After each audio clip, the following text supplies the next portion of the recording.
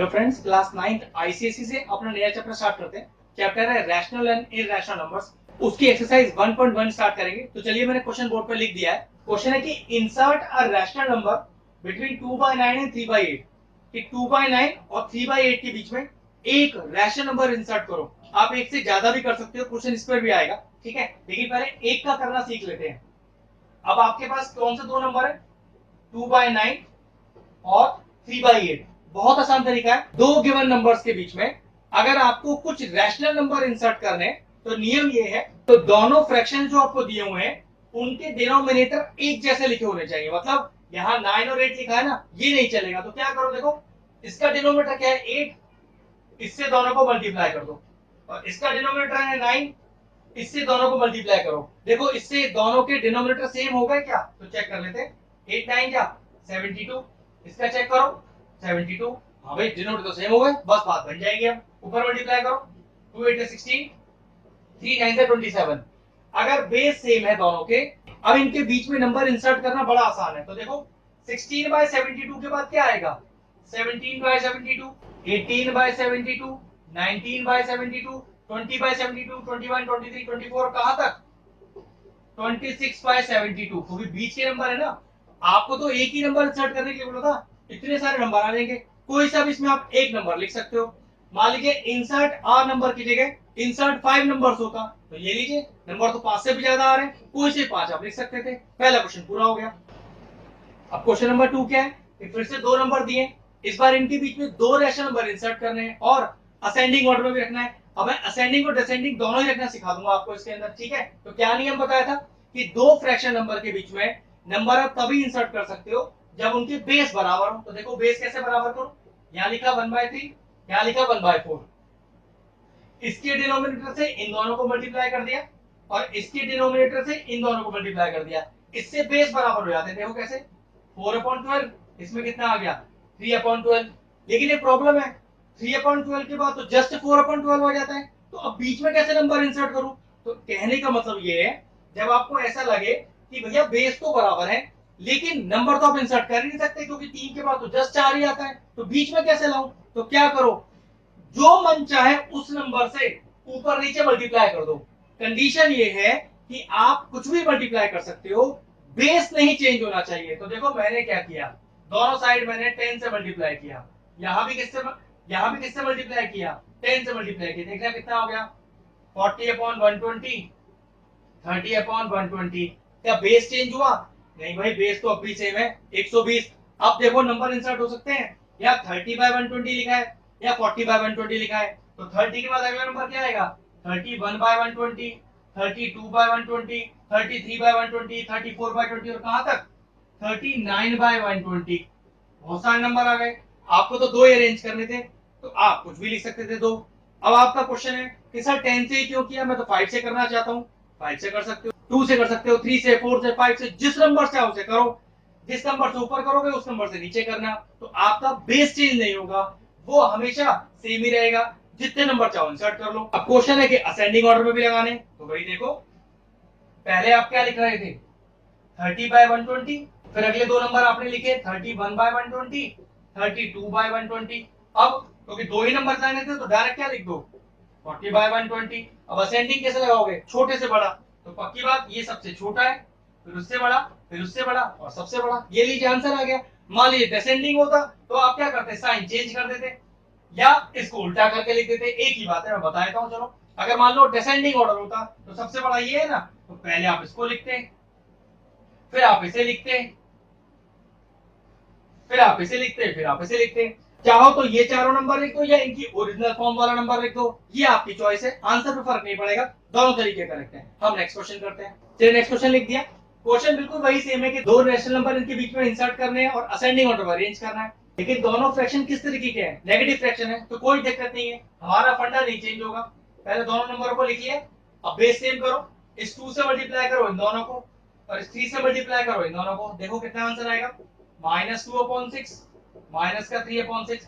वही सेम दिक्कत आ गई, -3 और -2 एक दूसरे के बाद ही नंबर आते हैं, तो बीच में तो इंसर्ट कर नहीं पाओगे। तो क्या करो, एक किसी बड़े नंबर से दोनों को मल्टीप्लाई कर दो, जैसे पीछे वाले क्वेश्चन में किया था। कितना आ गया?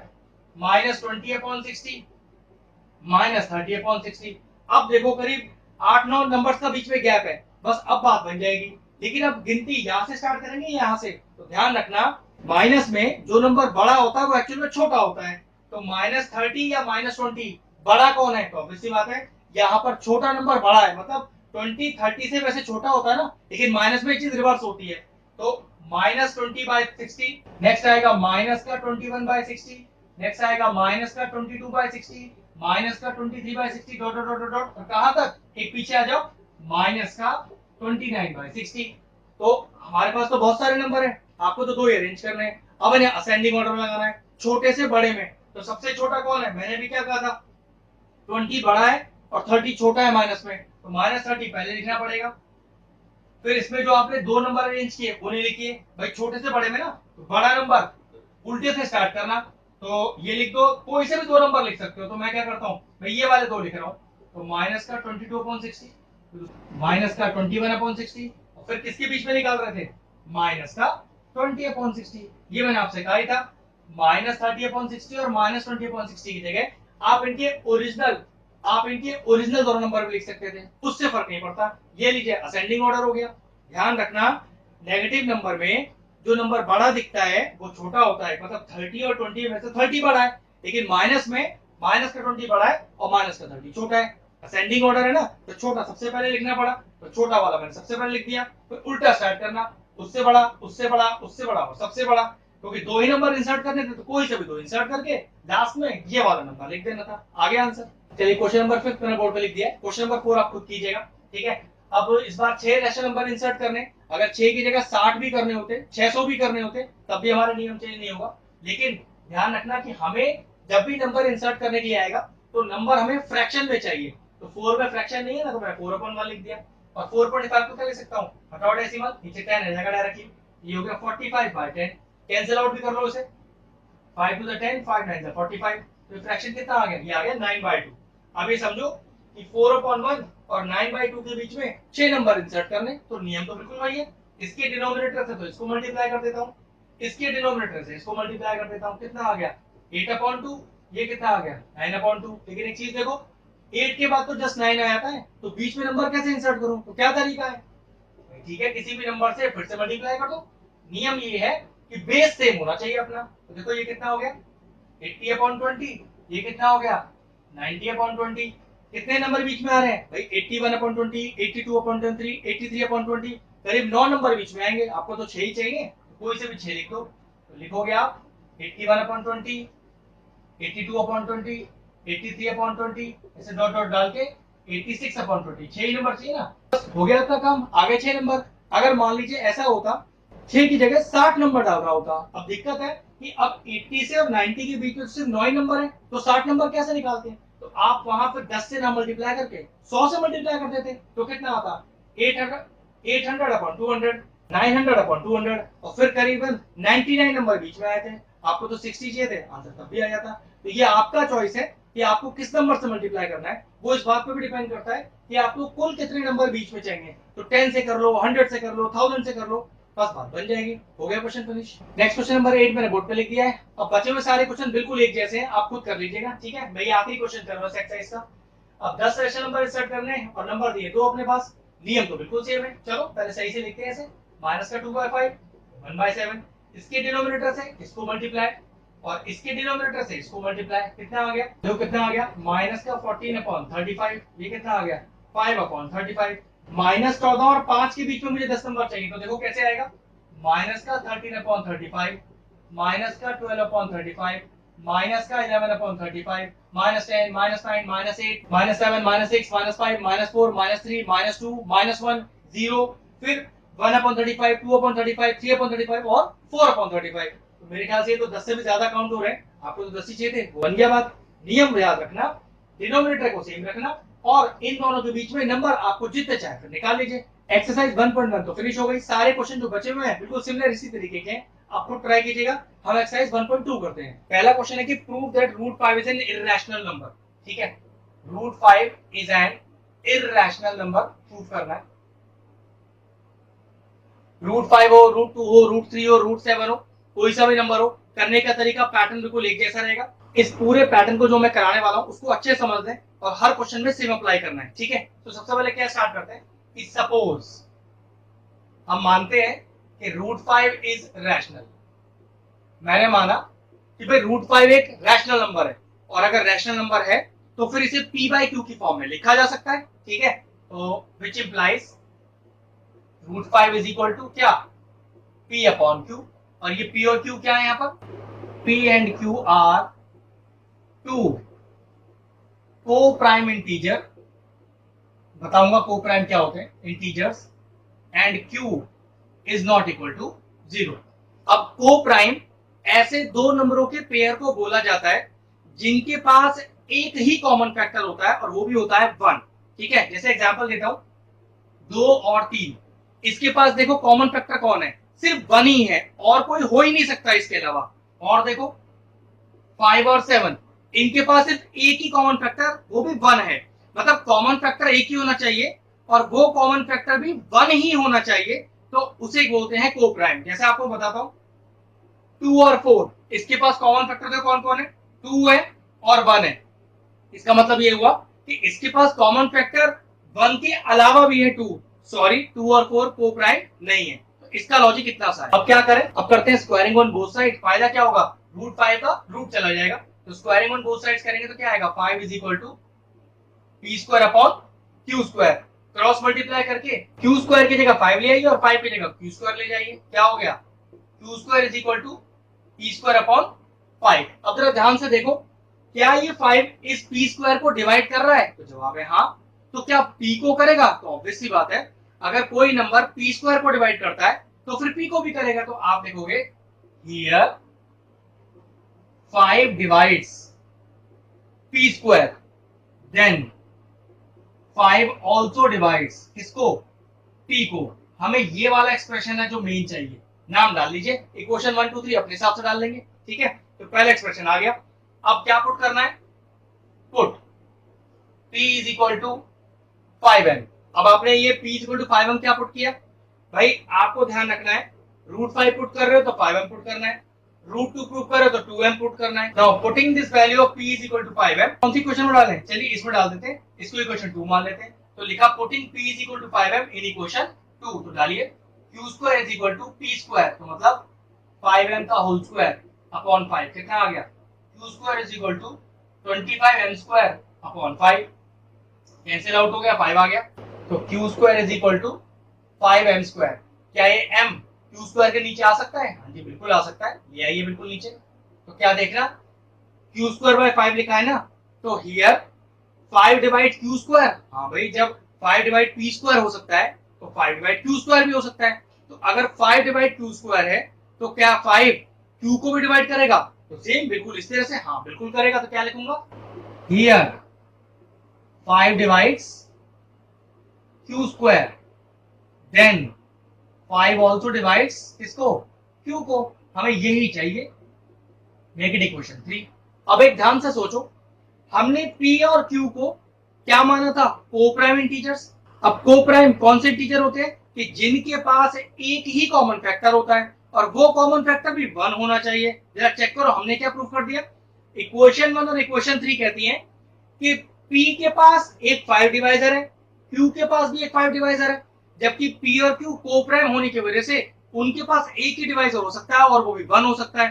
तो 5 तो हो ही नहीं सकता ना, तो क्या लिखेंगे, फ्रॉम इक्वेशन 1 एंड 3। अब मैं जो स्टेटमेंट बोल रहा हूं इसको बिल्कुल एज इट इज लिखिएगा वरना क्वेश्चन में गड़बड़ हो जाएगा। तो स्टेटमेंट है कि from equation 1 and 3 p and q have one more common factor 5 other than 1, which is impossible in the case of coprimes. Hence our supposition is wrong. √5 is an irrational number. फिर बता दो मैंने क्या बोला कि भाई इक्वेशन 1 और 3 बताती है कि कोप्राइम इंटीजर्स p और q के पास एक और कॉमन फैक्टर आ गया है 5 अदर देन 1 से अलग, जो कि कोप्राइम के केस में पॉसिबल ही नहीं है। कोप्राइम अगर नंबर है सिर्फ कॉमन फैक्टर 1 ही होना चाहिए था, यहाँ 1 के साथ साथ 5 भी आ गया। तो जो हमने सपोज किया था कि √5 एक रैशनल नंबर है वो गलत हो गया सपोजिशन। लास्ट में क्या लिखेंगे, hence √5 is N irrational number, prove हो गया। चलिए सेकंड नंबर क्वेश्चन लिख दिया है। कि 3 plus 2√5 is an irrational number. ये क्वेश्चन आएगा 2 मार्क्स में, ठीक है। अगर ये 4 मार्क्स में आएगा तो क्या क्या चेंज कर रहे हैं वो मैं क्वेश्चन करते समय आपको बताऊंगा। वैसे इस क्वेश्चन का वेटेज 2 नंबर तक का है, ठीक है। सबसे पहले लिखने का तरीका भाई, suppose 3 plus 2√5 is rational. If it is rational, then it can be written in the form of P by Q. So 3 plus 2√5 is equal to P by Q. यहाँ क्या लिखेंगे? P and Q are two co-prime numbers या co-prime integers and Q not equal to 0. अब ऐसे क्वेश्चनों में कुछ नहीं करना क्योंकि 2 मार्क का ही है ना, इस √5 को बिल्कुल अलग कर दो। इसे देखो किस तरह से। अगला स्टेप देखो मैंने क्या लिखा, 2√5 is equal to P upon Q minus का 3, प्लस का 3 जाके उधर चला गया। अब नेक्स्ट स्टेप में क्या करूं, मैंने बोला ना कि √5 को अलग करना है, इसका मतलब 2 को भी उठा के उधर ले जाओ। अब 2 मल्टीप्लाई में वहां डिवाइड में हो जाएगा, तो √5 is equal to 1/2 P upon Q minus 3 और √5 is equal to P upon 2Q minus का 3 अपॉन 2।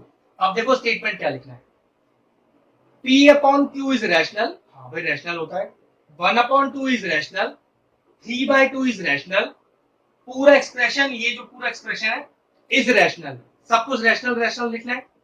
लेकिन ये पूरा एक्सप्रेशन किसके बराबर है, √5 के, विच इज इररेशनल।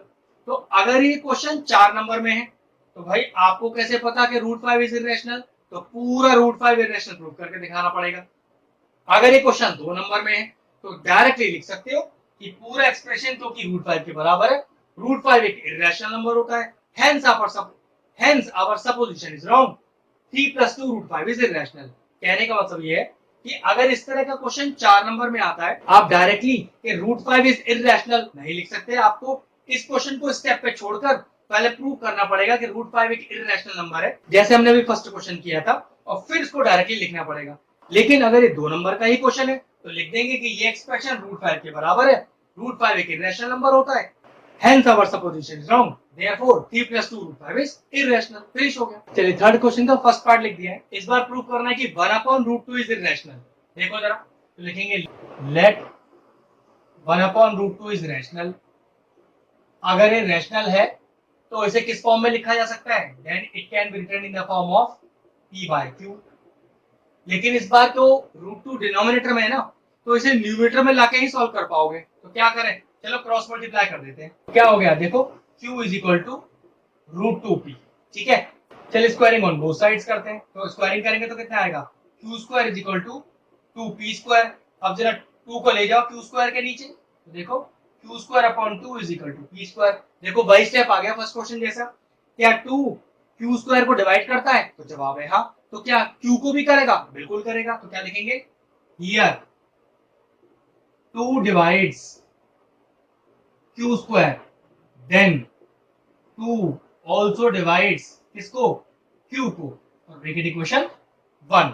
अब क्या बताया था, हमें लेट लेना है, लेकिन ध्यान रखो इस बार क्वेश्चन आपका √2 नहीं है, क्योंकि फर्स्ट क्वेश्चन में क्या था, √5 ऊपर था ना, तो ऊपर के सामने क्या था, P था, तो मैंने डायरेक्टली P माना था। इस बार देखो √2 किसके सामने, Q के सामने, तो जो नंबर आपको रूट में होता है उसके सामने वाले डिजिट को ही हम लेट लेते हैं। तो इस बार किसको लेट लेंगे, let Q is equal to, proof क्या कर रहे हैं, √2, तो 2m।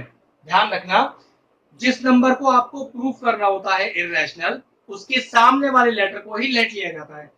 फर्स्ट क्वेश्चन में √5 को प्रूफ करना था, √5 के सामने P था, इसलिए मैंने P को 5m लिखा था। इस बार देखो √2 के सामने कौन है, Q, तो मैंने Q is equal to 2m लिखा है, ठीक है। Now putting the value of Q is equal to 2m, कहां डालें, यहां डाल लेते हैं क्वेश्चन 2 में। चलिए पुट कीजिए, तो Q की जगह 2m डाल दीजिए, का square upon 2 is equal to P²। बोलिए कितना आएगा, ये आएगा 4m² upon 2 is equal to P²। ये लीजिए 2 टाइम्स चला गया, तो 2m² is equal to P²। 2 को नीचे ले आइए, तो m² is equal to P² upon 2। देखो फिर वही स्टेटमेंट आ गई, हियर 2 डिवाइड P² और 2 डिवाइड्स P। तो लिखेंगे फिर से भाई, here 2 divides P², then 2 also divides P और मेक इट इक्वेशन 3। तो अब बताएंगे क्या कि फर्स्ट इक्वेशन और थर्ड इक्वेशन हमें बता रही है कि P और Q के पास एक और कॉमन फैक्टर आ गया है 2 other than 1 which is impossible in the case of co-primes. Hence our supposition is wrong. 1 upon root 2 is an irrational number. बिल्कुल सेम क्वेश्चन था फर्स्ट वाला, बस अंतर इतना था इस बार नंबर डिनोमिनेटर में था, तो पहले आपको न्यूमरेटर में लाके उसको क्यू के इक्वल रखना था, बस फिर क्वेश्चन का पैटर्न सेम था। लेट वहां पर हमने पी लिया था क्योंकि रूट 2 क्यू के सामने है तो क्यू को लेट ले लिया, अदरवाइज क्वेश्चन में और कोई चेंजेस नहीं था, सारे स्टेप बिल्कुल सेम थे। और लास्ट की जो स्टेप्स है कि from equation 1 and 3 P and Q have one more common factor 2 other than 1 which is impossible in the case of co-prime. Hence our supposition is wrong. 1 upon root 2 is irrational number. ये लिखना सबसे ज्यादा important है क्योंकि last की यही line आपको ये बता रही है कि आपने प्रूव कर दिया है। ठीक है, क्वेश्चन फिनिश हुआ। चलिए थर्ड क्वेश्चन का बी पार्ट लिख दिया है। ये भी एक 2 नंबर का क्वेश्चन है, वही अंतर है, अगर ये 4 नंबर में आएगा तो क्या चेंजेस करने पड़ेंगे, बिल्कुल वही चेंजेस जो लास्ट मैंने बताए थे, लेकिन मैं फिर भी आपको बता दूंगा। वैसे आपको क्वेश्चन 2 नंबर में आएगा तो लिखेंगे सपोज 7 root 5 is क्या rational. If it is rational then it can be written in the form of p by q. क्या बताया था कि रूट अलग कर लेते हैं, रूट तो अगले स्टेप पे अलग हो जाएगा, 7 को नीचे ले आइए, कितना आ गया root 5 is equal to p upon 7q। तो क्या लिख सकते हियर 1 by 7 is rational, p by q is rational, p upon 7q is rational, but it is equal to root 5 which is irrational. 2 number का क्वेश्चन है तो directly which is irrational लिख सकते हैं, लेकिन अगर 4 नंबर का क्वेश्चन है तो इस क्वेश्चन को यहीं छोड़ के रूट 5 को पूरा इरेशनल प्रूव करके दिखाइए क्वेश्चन नंबर 1 की तरह, और फिर कहिएगा कि भाई रूट 5 इज इरेशनल, तो इतना से चेंज करना है आपको। Hence our supposition is wrong, 7 root 5 is an irrational number, prove हो गया बस। चलिए थर्ड पार्ट भी लिख दिया है, छोटा सा क्वेश्चन है 2 नंबर का, फिर से 6 प्लस रूट 2 एक इरेशनल नंबर है, फिर से वही लिखेंगे suppose 6 plus root 2 is rational. If it is rational, then it can be written in the form of p by q. ये इस तरह से, फिर वही स्टेप डालने के p and q are the two co-prime integers and q is not equal to 0. अब क्योंकि 2 नंबर का ही क्वेश्चन है तो वही 6 को उधर ले जाओ क्योंकि रूट अलग करना है मुझे, कितना आ गया p अपॉन q माइनस का 6। फिर कह सकते हो here p by q is rational, 6 upon 1 is rational, p by q minus 6 मतलब पूरा एक्सप्रेशन इज रैशनल, रैशनल में से रैशनल माइनस करोगे तो रैशनल ही आएगा। ठीक है, लेकिन ये एक्सप्रेशन किसके इक्वल है रूट 2 के, विच इज इररेशनल। आपको कैसे पता, तो भैया अगर 2 नंबर का क्वेश्चन तो डायरेक्टली लिख देंगे इज इररेशनल, लेकिन अगर 4 नंबर का क्वेश्चन है इस क्वेश्चन को यहीं छोड़कर रूट 2 को पहले पूरा इररेशनल प्रूव करके दिखाइएगा और फिर कहिएगा कि this expression is equal to root 2 which is irrational, hence our supposition is wrong, 6 plus root 2 is irrational. तो चलिए अपना लेक्चर फिनिश करते हैं।